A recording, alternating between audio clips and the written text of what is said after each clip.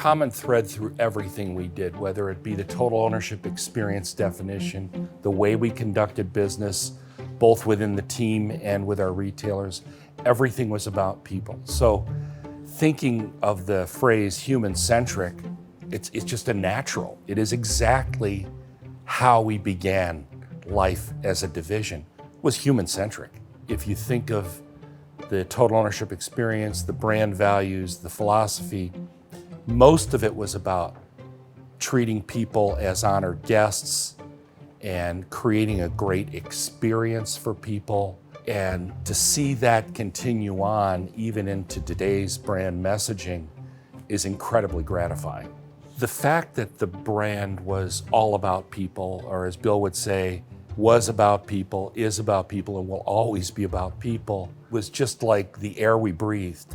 The idea of human-centric from the beginning was part of the Q45 development process. Mr. Oka would talk about the car being an extension of the human inside of it. Talk about being intuitive, of feeling like the Q45 could actually predict what you wanted to do, like it was somehow connected into you, reading your mind. That is the primary way that that whole human centricity flowed through into the product design and contributed to making the idea that Infiniti is seamless, that where the car leaves off and where the experience with the dealer or whomever picks up is really transparent and seamless.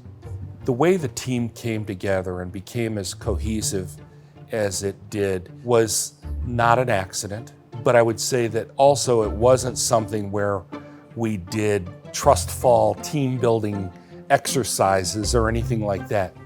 It was a natural consequence of the way Bill led the business.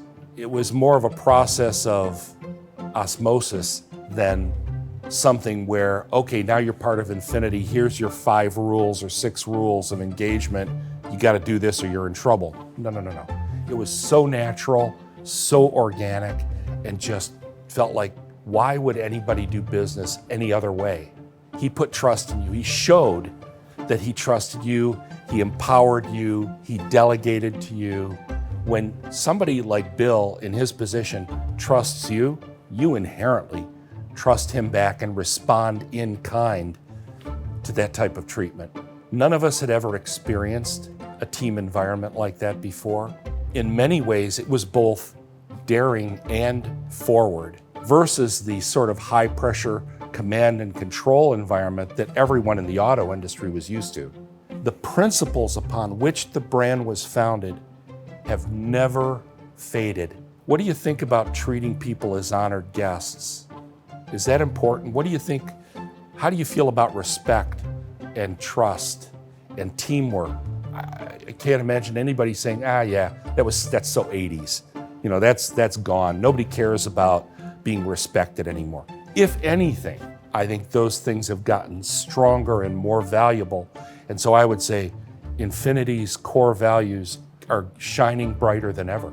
I think that when you have a sound foundation of core philosophies that are long-lasting, maybe even eternal in terms of their value, that when a company is based on those sorts of lasting principles, we can pivot.